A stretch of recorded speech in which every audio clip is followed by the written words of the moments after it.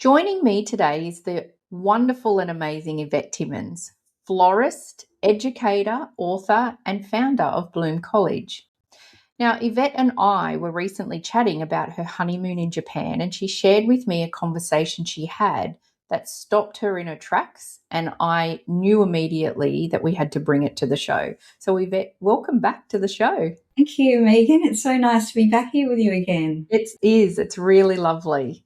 So, for the audience and the listeners, today the show is going to feel a little bit different to the usual, and I'm doing in rabbit ears, interview style for those not watching and listening. This is going to be more of a conversation. And although we have an idea of what we would like to focus on, Yvette and I both know that when our intuition kicks in, who knows where this will go. So true. Yep. Hello and welcome to The True North Show. I'm your host, Megan North. I am a purpose finder, mental health professional, and guide for those ready to return to who they truly are. Here, we explore what it means to live a life led by purpose, alignment, and deeper inner truth. Through real conversations, powerful reflections, and soul-led strategies, we'll uncover the stories, tools, and insights that help you navigate life's crossroads and find your own true north. So whether you're in the middle of a transformation, seeking clarity, or just curious about what's next, you're in the right place. Let's dive in. Your path starts now. All right. So I'm going to start with an easy question for you, Yvette. So let's start with, how was the honeymoon in Japan? And also, was this the first time you travelled to Japan, to that country? Yes, for me, it was my second time to Japan. Okay. He's been multiple times. But for me, it was the second time. It was our first time to a place called Okinawa, though. So Okinawa's south of Japan. Mm-hmm. To Japan. Japan took over Okinawa in somewhere like the late 1700s or so. It was occupied by the US from 1945 after the war. Mm-hmm. Around 1970 or so, it was handed back to Japan. Mm-hmm. And so it's quite different to Japan. It's a tropical place. It's quite close to the equator. And it's one of the blue zones. So it was the first time there, and it was quite a magical experience, that's for sure. Beautiful. And we'll get to the blue zone in a minute. But let's start with, so can you take us back to, you're in Japan, paint us a picture of the moment that when you met this man, where were you? How did it come about? Like, can you share with everyone what you shared with me, and go in as much detail as you like? Yeah, we'll do. Absolutely. So yeah, there were multiple people, to be honest, that we met that really touched us, and there was a real connection, and that sort of when something sort of connects with you and hits you really hard. But the gentleman that was in Okinawa, that probably was the most prominent for both of us and significant, was an elderly gentleman, Oida-san, and he ran this most gorgeous campground and campsite, and we were the only people there. We had this little RV that we hired, and we're driving around in the RV, and there's all these beautiful free campsites right on the water. It was stunning. And we had this one particular time at Oida-san, I should say, at his beautiful little campground. And he really wanted to share with us and share his space with us. And he did that so generously, and didn't want to just show us around, actually wanted to deeply connect with us. And I had done some time reading around, part of the Okinawa culture and what it is about them that's quite different. And a lot of it is around that personal connection, that deep soul connection, and learning about people and connecting with people. And that's a very integral, important ingredient in life. Mm-hmm. And so he was able to then share with us what it is about Okinawan culture, and not just share it like some, reading a textbook, which is what I've done before, but really it was just so prominent in that he really does truly live it. Mm-hmm. And him, also his family and neighbours who we also got to meet and connect with as well. Yeah. And so part some of those lessons are obviously in that human interaction and making it really important part of a daily life, not just getting home from work and hiding behind closed doors, and shying away from people. It's about connecting with people in your community, but also connecting with new people and learning from new people as well. Mm. Yeah, so that was really important, for me, and as I said, it really hit home because we can read things, and so we're intellectualizing them, and then we can have some times in our lives where we connect emotionally to these things as well, and so that's an example of that, where we're able to connect emotionally because Mm. he is living it. It's part of his culture and his lifestyle. But we also then could easily have just come home and then kind of forgotten about it, or go back to our old habits of, not connecting perhaps enough, or with Yeah. people in our community and our outer community, and also our obviously families as well. Mm. So it's now that practice to make it now a habit in my life, because it is something that I've many times shied away from or not paid enough attention and focus to. So Yeah. we, as I said, know something intellectually, but it's about making it part of our lifestyle now. And so, yeah, so for me, that was a real big takeaway. But of course, Mm. so much more that makes up, their lifestyle and their longevity. Mm. Yeah.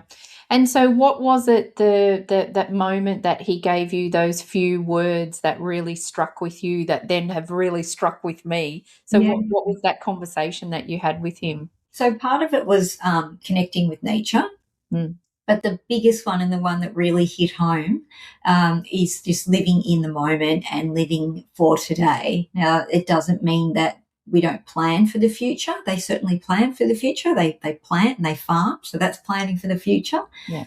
But there's a difference of planning and worrying about the future. And so they do not, and he certainly does not worry about the future or stress about the future, because, of course, that we have no control over the future. And so, Yeah. but also, and more so, if we enjoy the moment and appreciate the moment and look for all of the things within the moment that we are grateful and happy for, then we project that and we align with it, and then we bring more of that back into our daily lives. And that in itself is like farming. It's like setting ourselves up for, the future that we want.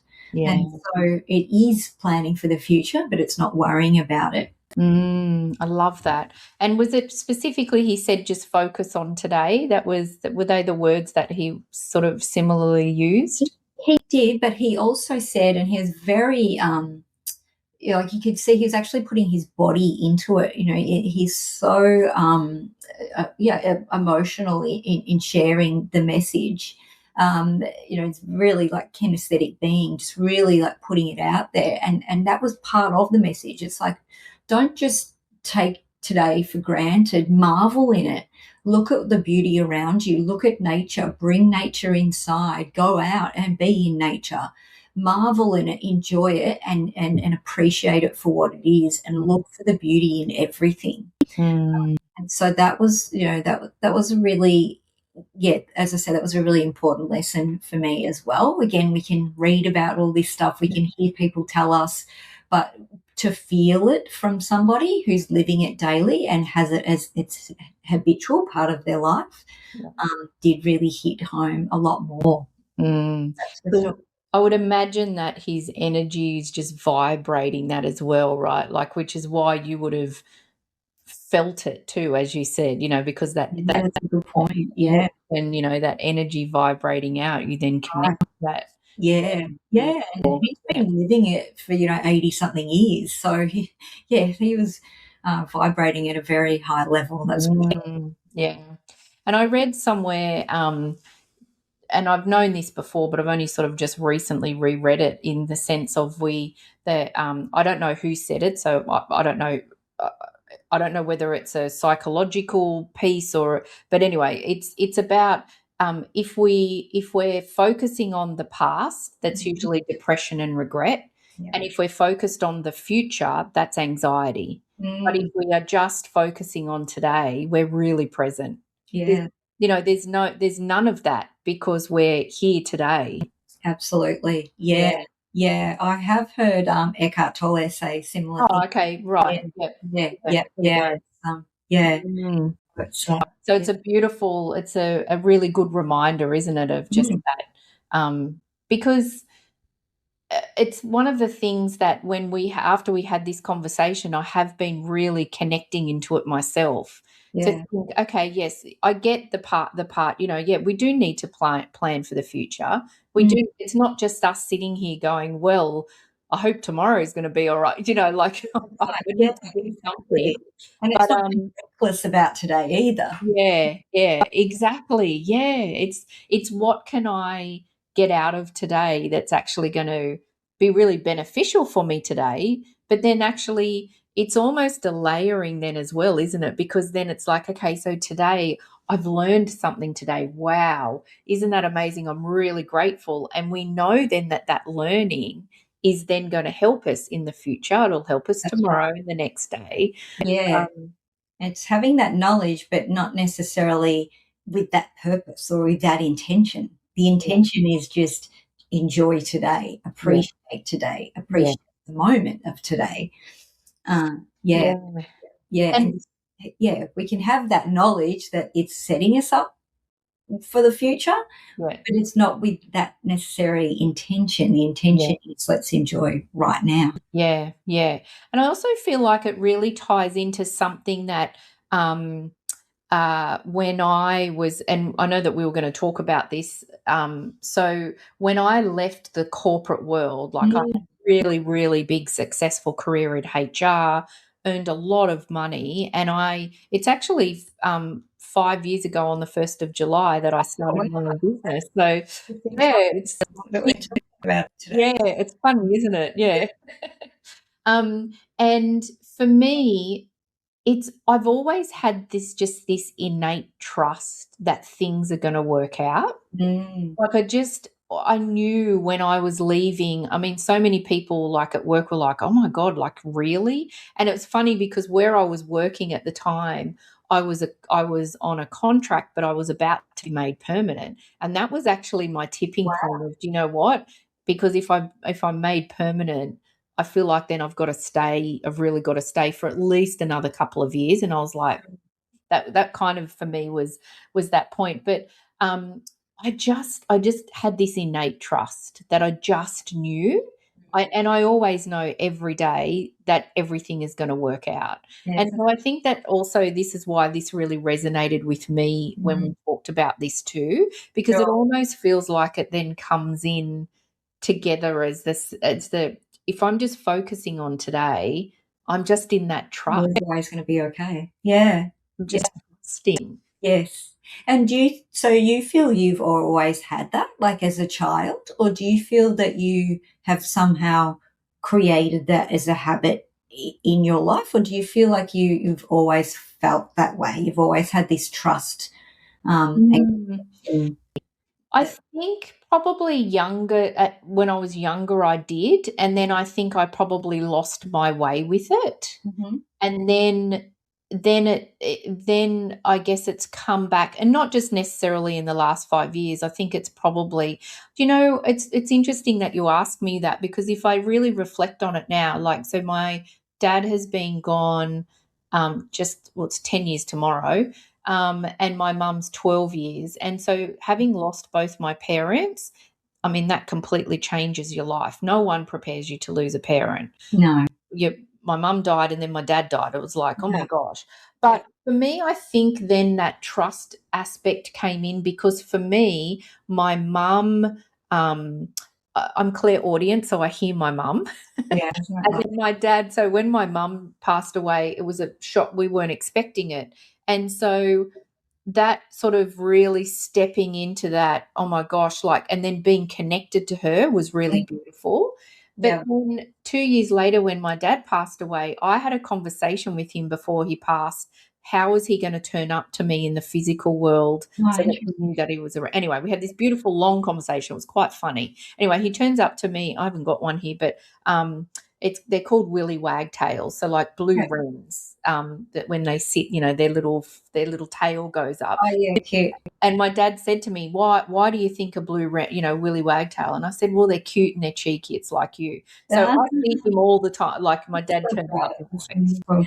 but I think I think knowing that my mum and dad, and particularly because I can hear my mum, that trust then I think came back into my life as well, because it's like they're not here, so they're in the angelic world, so I can ask them as many things as I Yeah. want to help me with things. But I also know from messages that I get from them that they're always around us, always around me, and that they're looking after me. Yeah, isn't that great? So I think that Yeah. trust, I think, then came in at that time, Mm. and then I've just slowly built it, that even when things have been like worrying or in my business, oh my gosh, what am I doing sort of thing, I've just gone Mm. to that moment, focusing on today of just Yeah, isn't that giving one? them that trust. Yeah. And do you have certain things that kind of help to anchor it? Like, do you have, or yeah, I mean, is there anything that you would suggest for people who Mm. don't but would like to build that in as a habit in their day-to-day life? Because I know Um, many people who are, yeah, they're fearful of the future and they do worry about it. And so, and we're kind of conditioned in many parts of the world. And some family makeup is to worry about the future and to stress about the future. I mean, look at the, marketing's constantly saying, like insurance and life insurance and all these things that we need, and worrying about the future. And so, yeah, have you got sort of anything that you think, like advice that you would give to people to how they can put that into practice? I think for me, one of the things that I do a lot of is reflection. And so it's reflection in the sense of when I feel like I'm stuck or nothing's working, I reflect on where I've been even in the last week or the last month or That's where I was a year ago. And mm, for me, that really helps because it's almost like a reset of my brain of, oh, okay, yep. I'm yeah, just every day, I'm just chipping away, doing what I need to do. And when I feel unfocused or lost, then doing that really helps me so because, line you. yeah, Mm, because then the gratitude comes in, mm, the lessons and the wisdom that you've been gifted then come in as well, and you're kind of reminded of that. yeah, So that works for me. But sure. and yeah, so it's like a gratitude practice, but it's not. I don't need to do. I mean, I'm grateful for everything every day. Mm, I don't necessarily have a planned gratitude practice every day because I just every anymore. time something happens, I actually say I'm really grateful. Yeah, isn't It's that just good? normal for me. Yeah, yeah, So yeah, so that's like an instant thing. But yeah, then if I need to recenter, that's what I do is like that reflection. great. What about you? Um, for me, yeah, definitely gratitude in the beginning. I had to build it in and make it like I had to remind myself to do it at set times of the day to make it a habitual thing, which I Yeah. do now. Every now and then, if I feel a little bit off kilter, and feel like there's maybe negative thoughts creeping in, or I start going into kind of victim, or why is this happening and this isn't fair or whatever, then I remember, oh, hold on a minute. Well, what do I actually need to be grateful for here? And it just shifts things really, really quickly. Mm. And then, of course, then things start to flow, and everything falls back into alignment again. So remembering that it's an inside job. So I'm only, reflecting out there what's going on in here. So I've got to fix in here, fix the system up, and then things flow again. Yeah. Um, so yeah, so I think that's pretty much it. But it's just that, yeah, as I said, many of us have not been conditioned to trust in the universe and trust that it works out the way it's supposed to work out. So we try and control, and then the minute we try and control, then of course that's a world of pain. Yeah. Yeah. Yeah. So when, Yeah. sorry. I was just intrigued to know because you said that when you were leaving your job and it was about to become something that's certain, which is a lot of people, again, that's part of how people try to control is having things that are so-called certain. When you said certain people were saying you shouldn't be leaving or and all those sorts of things, how did you go through a process that you had to navigate that? Did you question and think sometimes, oh, maybe they were wrong, like maybe they were right and maybe you were wrong or anything like that? Did you? No, No, I've made up my mind. right. Yeah. And I think sorry? You just had that knowing. Yeah. Yeah. You were able. And for me too is that it had been a long time coming. Like it had been a few years of me thinking, I mean, I was really good. I was in HR for well over 20 years. I was a really good HR practitioner. I loved my job. I loved what I did. But I got to the point where it wasn't filling my cup like it used to. Sure. And so it was sort of a couple of years coming in the sense of this is not really what I want to do anymore. And I think the other thing too is that like in my career, I coached and mentored people every day of my life because as a HR practitioner, you tend to do that. But what I found was because then I was learning more about myself, doing my cards, being a healer, I wanted to be able to coach and mentor people the way that I wanted to do it on my own terms. And so I knew that working in a big corporate organization, I couldn't walk into a CEO or a CFO and say, right, now let me get some cards out and let's So I think for me it was more that just that moment of, you know what, it just felt like it was the right time to do it. Yeah. Because I just thought if I stay, it's going to be another couple of years where I'm soulless and beating myself. I should have. Sure. Yeah. So, and I had one very senior person, the chief information officer, who I was his direct support in the organization. And he actually said to me, he said, I'm in so much awe of because you are actually just taking this leap of faith. Yeah. And he said it was something that I could never have done. Wow. That's interesting, isn't it? Yeah. Wow. And do you have days where you reflect and think, what if you hadn't? Like, what if you didn't take, like, back yourself and take? Yeah, I think like the first couple of years, so I was talking about this to someone the other day. I mean, the first couple of years of my business, didn't really make any money and I'd left a massive paying job, right? So most people would say I was crazy, but I don't listen to most people. But I think what happened was then, and so my husband, I've got a very, very supportive husband who has a very good job. We don't have debt. His children are older, so we're in quite a good position. Right. But I was panicked that I wasn't earning money. He wasn't worried at all. He's like, you're fine, don't worry about it. But I think because I had been, such on my game and it was so normal for me. So what I did was I started in the first couple of years doing some little short-term HR consulting contracts. But then what I found was going back into that space, then I was like, oh my gosh, this is why I should have, this is why I've left. Yeah. Those moments, brought me in some big money, but it was funny because it then became, wow, it's actually not about the money. Like for me, it was a bit more. Yeah. So I think those couple of years for me, I was probably just testing it in the sense of, oh, well, I could always go back or I could always do this. And so I got to the point where after 2 years, I just put a line in the sand and said, no more. Great. Because you can't really have 1 foot in, 1 foot out, can you? You really? No. No. Yeah. So, interesting. And so if someone was sort of in your position back then, sorry, how many years has it been now? 5 years. 5 years, yeah. So 5 years ago, if someone was in your position today, the position you were in 5 years ago, wondering and they're sitting on the fence and they're thinking, oh, I want to pursue something else and, this role just isn't doing it for me anymore. But they just feel fear, I guess, fear around the uncertainty and fear about what their friends or family might think. Yeah. If you're around financial parts of it, what advice would you give them? It's funny because this is the type of work that I do with women, who particularly want to leave the corporate world as well. Is that it doesn't need to be as dramatic as what I did. Yeah.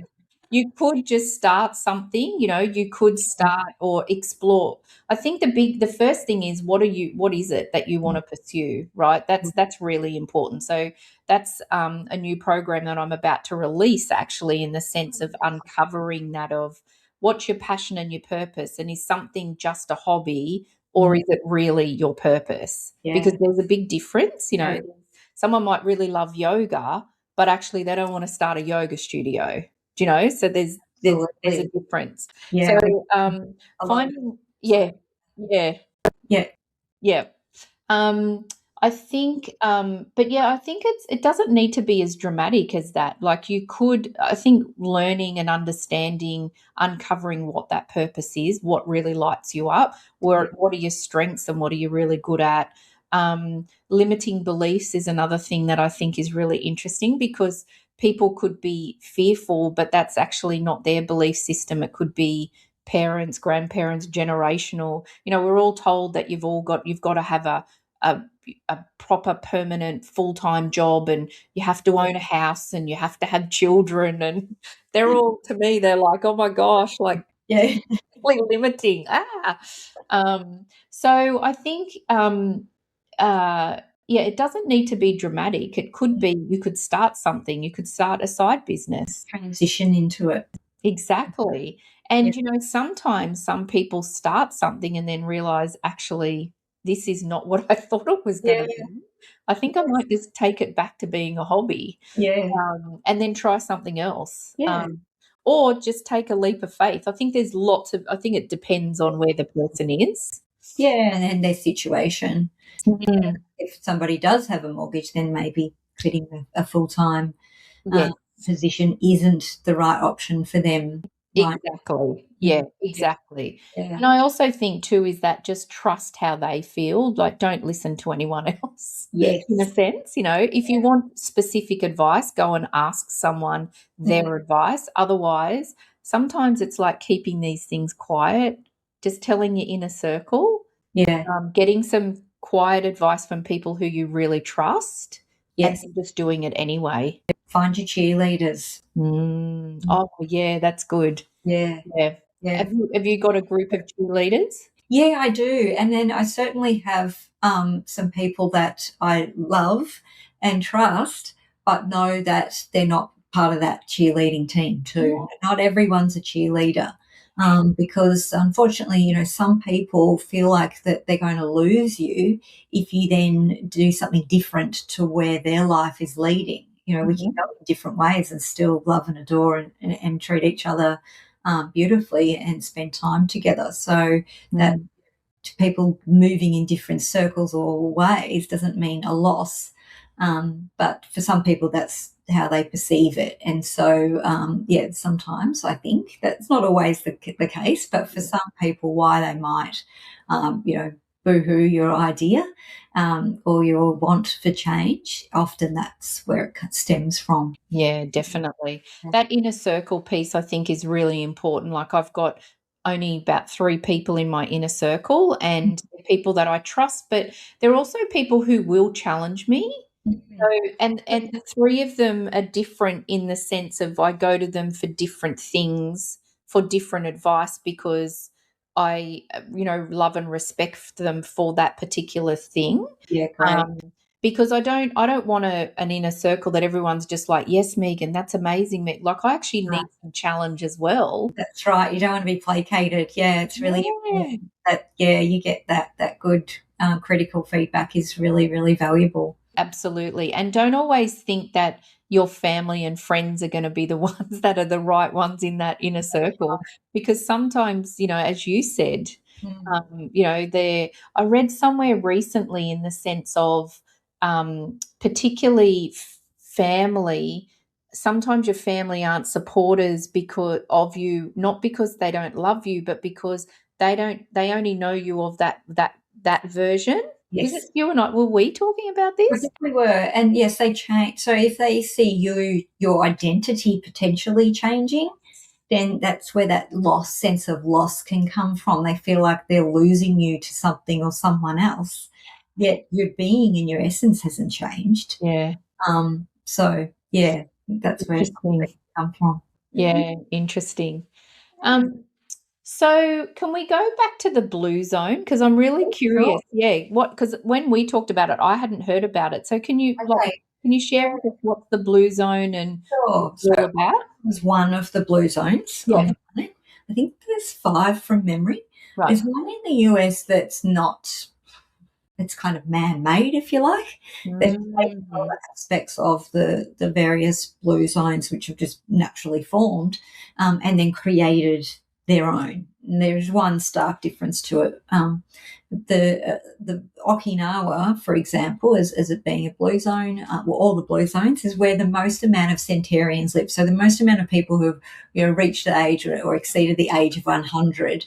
And so, what is it about their makeup? What is it about their culture that makes it so? And how has that come to be? And so, obviously, diet is a big one. Mm-hmm. What they eat, and certainly part of that is that they grow their own food, they catch their own food, and they eat as cleanly as possible. Um, they do drink. The only blue zone that doesn't is the one in the US. So in California, which is I'm sorry, I can't remember the name of it, but yeah, that is a dry zone, if you like. Now, the other blue zones, it's not like they drink to excess, but they will have a drink that works well with the meal. And so it's Right. part of the process of eating. And also, it's not just the eating, it's the way of eating as well. And so it is sitting down and enjoying the moment and enjoying the meal. It's not watching television whilst you're eating.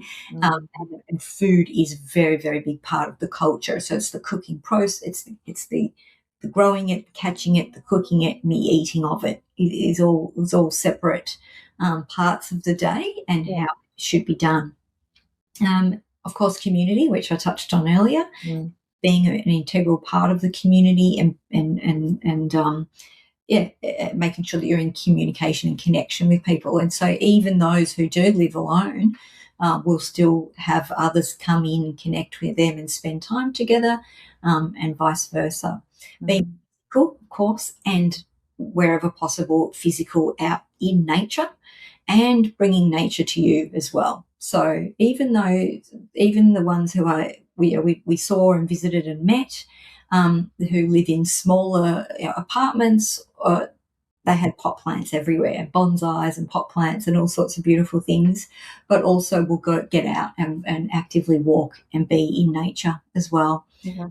So that's another aspect. And of course, the living for today. So mindset's a really, really big one. Is not that stressing and worrying about the future, but also not focused on retirement either. Continuing not necessarily a 9 to 5, Monday to Friday job, but being an important part of society, doing whatever it is that is their gift, doing jobs that they love and putting themselves and their energy and their effort into it, whether that is stacking the supermarket shelf or being a gardener or cleaner or whatever it might be, a business owner. It doesn't really matter. It's the fact that they enjoy doing it and they do it to the best of their ability, and with a smile on their face as well. Wow. It's really it's just living simply, isn't it? Like it's yeah, and even just the mindset of just a really, and I'm not being derogatory when I say this, but like a simple mindset in the sense as well. Yeah.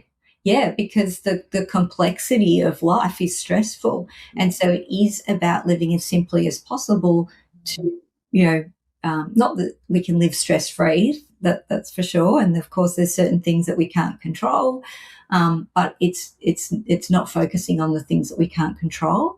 And yes, that's right, living simply, because the more we add, and sometimes we think, if we're feeling fulfilled, we think we need to fill the gap and fill the space with more either stuff or things to do. And it's actually the removal of a lot of those things that create this more simple enjoyment of life, which is what they do, that's for sure.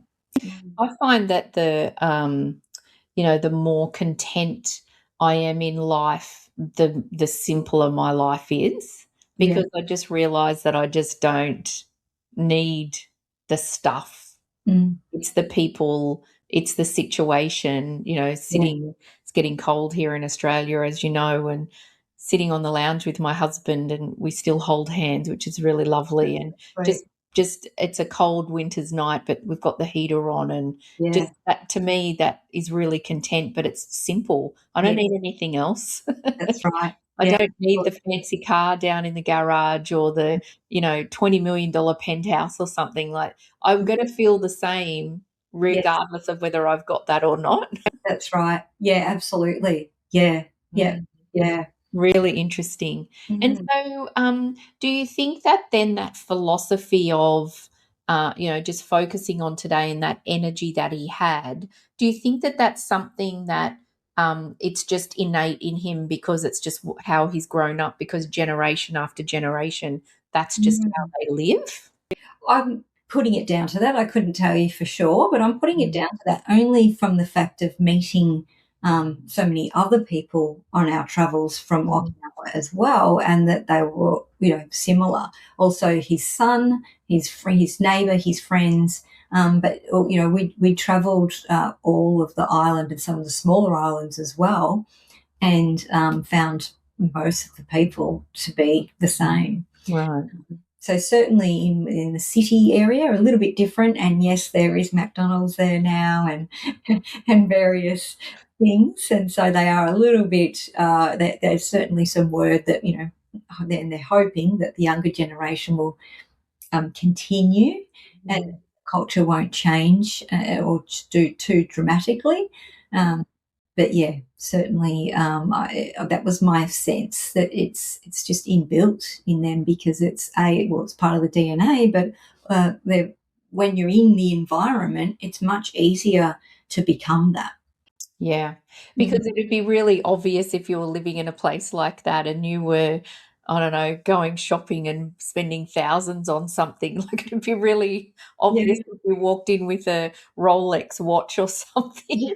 Like, you'd really stand out. Yeah, that's true. Yeah, absolutely. Well, there's like in Naha, the capital, there's a couple of department stores there, but other than that, and certainly into the more rural areas where we visited, there aren't even shopping centres. There's community stores, which are wonderful, and people who grow, and make various things from that region, and they sell things within those stores. So they've got sections, but other than that, then of course there's a few 7-Elevens and Lawsons and different things. But yeah, there's no major shopping centres and supermarkets and that kind of thing.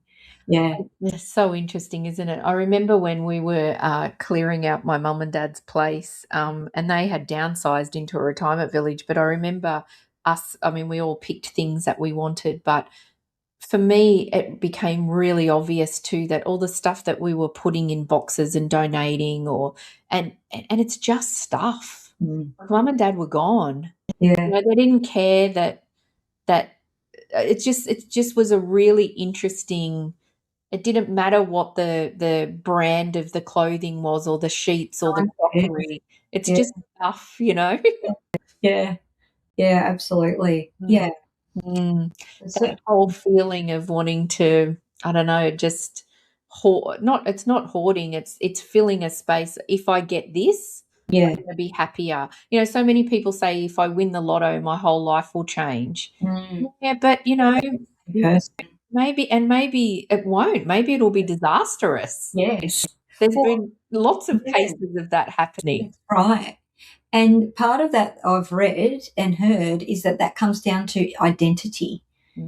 If they still have the identity of I'm poor, unless that changes from winning the lotto, somehow they'll lose the money or they'll give it away or something will happen. Yeah. Whereas if they feel rich inside as a being, as a person, and they feel wealthy, then more likely, and then also more likely that that's attracted to them, but more likely that it's going to be kept. Now, of course, that doesn't apply just to lotto winners; it applies to everyone and everything. Yeah, Yeah, absolutely. yeah, Yeah. yeah, yeah. And so with all of this sort of these beautiful moments that you've had on your trip, do you think that the work that you do with your clients now is going to change? Like, is there subtle shifts that will happen in relation to Bloom College and Mm. the way that you're going or what you're going to offer or how you're going to work with your clients? Sure. Yeah, I think it reminds me to find what's the best way to describe it is really just to look at what it is that what type of business. For instance, we're talking about my business membership students. Mhm. So what is it? What type of business is going to really fulfill them and fill their needs? And we did look at that, but I feel like it's that makes it even more important now to really look at what that is. How big a business do they want to build? How small a business do they want to build? What is it that's actually going to give them the lifestyle and the fulfillment that they so need and want? Which is a bit different to what's possible. Mm. Possible is endless. Mm. What do they actually want and need? Mm. Because, like what we were saying before, the more complex and the more bigger things are, sometimes, not always, but sometimes it can be more stressful. And so, is that what that particular student needs or wants in their life? Whereas another student may want a huge, very big business and have the support crew and the ability to build that. And so it's about really individualizing. Okay, so what is it? What's right for this particular person, and them deciding on that. Not me, not their, not the people around them. Really finding out what it is that what are their values, Mm. and then bringing a business that's designed and aligned to their values. Mm, I love that. And I love that you've brought that values piece in because that's so important, in the work that both of us do, yeah. because we both work with people who are building businesses and stepping into that space, that Mm, that values piece is so important because when you're aligned to the values of what you want to live by, yes. decision making completely changes. Yeah. I feel like when you're really clear on your values, your intuition kicks in a lot quicker because Mm, you've got this little checklist. Now, do they tick all my boxes? No, they don't. So actually, I don't want to do that. that's right. And then you also attract clients who are aligned to those values as well. Yeah, yeah, Yeah. yeah, really beautiful. Yeah. Um, and do you think for yourself, like, so we're in June, far out. Do you think for yourself for the rest of the year has your approach to what you want to do in the next 6 months changed as well? Yeah, I think actually it has. And it's probably it's kind of, even though I'm saying be live simply, it's propelled me to actually do more um, from a Bloom College offering. So it's because it's highlighted to me more and more is that let's not wait for tomorrow for what we can do today. So having that presence on today is also like, okay, well, why am I saying let's do this next month or next year Yeah. when I know that I can do it today? Mm. Pressure of I'm going to do my whole to-do list in one day, but really focusing on what's most important, and at the end of the day what's going to shift the needle, what's going to make me feel really fulfilled at the end of the day if I've given some time, focus and energy to it. Yeah, Mm. yeah, I love that, and I think that that's what has happened for me as well, in Good. the sense of, and in the sense of James Clear's book, The Atomic Habits, is something that's really resonated with me, and you and I have talked about this a lot, in the sense of he talks about chipping away and just doing, 1% a day. And I Mhm. feel like that maybe this is intuitively now why I'm thinking that when you talk to me about this, it really resonated with me because it is about that. It's like, what can I do today? What's the most important thing? And as you said, that's a great point that you said that we can have a long to-do list, but actually what do I really need to do today that's actually really important? Not the easiest things to do. Generally not. Because those other things start to go at the bottom of the list. Yeah. But yeah, it's what can I do today that then, as you said, shifts the needle for tomorrow and the next day. Yeah, that's right. Being really mindful of that, isn't it? Yeah, absolutely. Yeah. Yeah.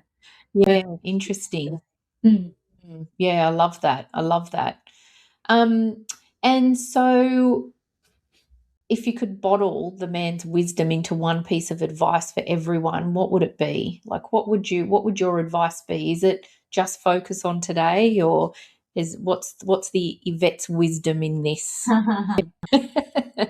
I think it's about minding your energy. So focusing on your energy for today, um, and minding that and remembering that that's your job. Like that's and it's within your control. Mm, So we're not going to be high vibing all the time, and we don't need or want to be high vibing all the time. yeah. When we in this, especially in the space of others, it's a responsibility to bring our best selves and to carry our best energy Yeah. as possible. If we are feeling down, then fine, be open about it and acknowledge, and that's fine. But with the intention of doing something that will help you move through it. No, doesn't mean you have to click your fingers and you're out and you're happy. Yeah. But having that intention that you're not going to slip down into victim, and you're going to bring the best energy into the space, the environment that you can. And so, and that's an inside job. No one else can do it for you. Yeah. Sometimes we look for external things that to do it for us, and we expect it and want it from other people or experiences. But really, at the end of the day, it's up to us, and that's our one responsibility. And the best gift that we can give to everyone and anyone is bringing our best selves and our energy. I love that. You've said that a couple of times, that it's an inside job, and you're right. Like it's up to us, right? Yeah. Everything, all of that sort of stuff is up to us, from managing ourselves and our energy and our perspective and what we do. What sort of things do you do from an energetic point of view to protect your energy? Have you got any rituals or anything that you do? Yeah, there's a few things. There's a number of different flower meditations that I do, but even like an example. So, my husband and I were looking to move to our forever home, and in the process of doing that, we're living in a rental unit, and so I've kind of been focused on when we get, like, I'll start my garden again when we get to the place, and then realised, and my husband helped me, just like, let's just start our bonsai garden now. Like, we don't have to wait. We can do that now. And so on the weekend we did that. And so getting out, being with plants and flowers and nature, that definitely helps me for sure.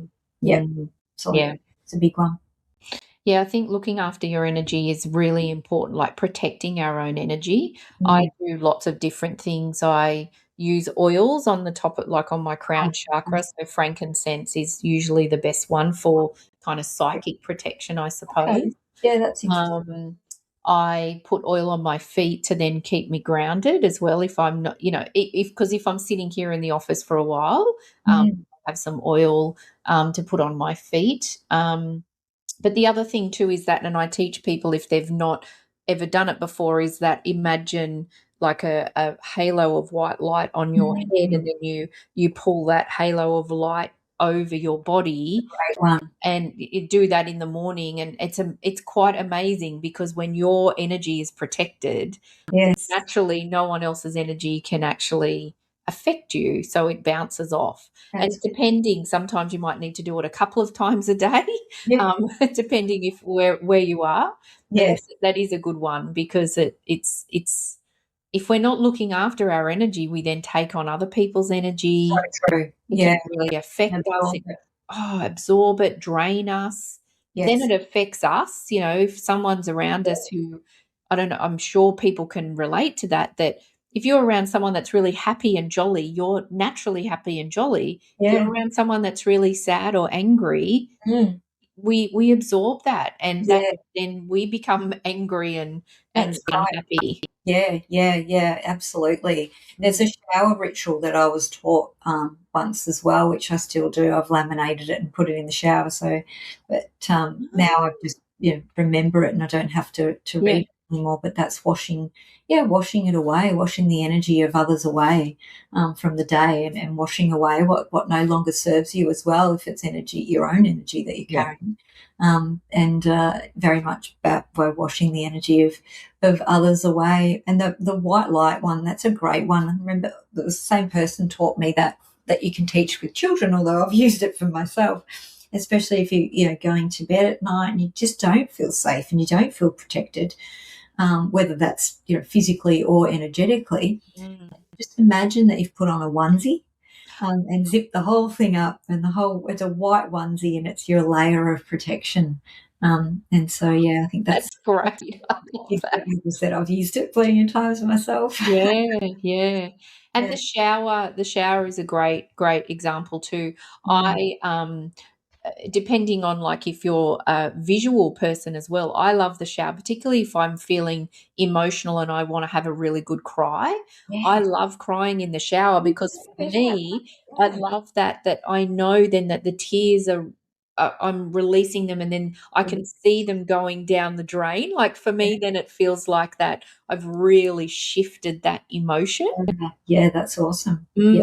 Yeah, That's really good. Yeah, yeah. yeah. There you go. Gosh, lots of Especially around a full moon, I find it's quite helpful. yes, Yeah. yes, yeah, yeah.